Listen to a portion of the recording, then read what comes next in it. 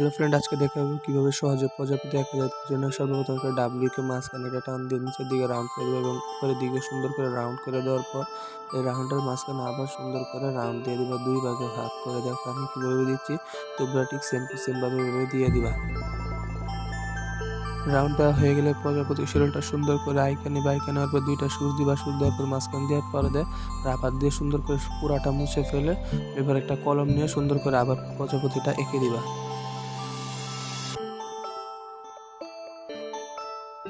দেখো আমার প্রজাপতি আঁকা শেষ, এবার আমি রং করে নিচ্ছি। আমার মনে হয় রং ছাড়া এই প্রজাপতিটা আমার কাছে বেশি সুন্দর লাগছিল।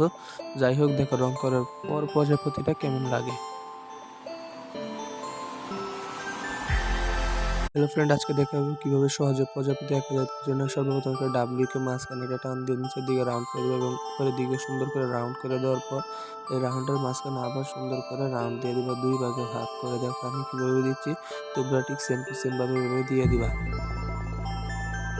রাউন্ড দেওয়া হয়ে গেলে প্রজাপতির শরীরটা সুন্দর করে আইকা নিবা, আইকা নেওয়ার পর দুইটা সুচ দিবা, সুচ দেওয়ার পর মাঝখান দিয়ে পরে রাবার দিয়ে সুন্দর করে পুরাটা মুছে ফেলে এবার একটা কলম নিয়ে সুন্দর করে আবার প্রজাপতিটা এঁকে দিবা।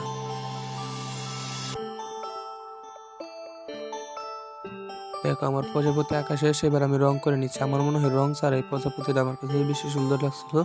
যাই হোক, দেখো রং করার পর প্রজাপতিটা কেমন লাগে।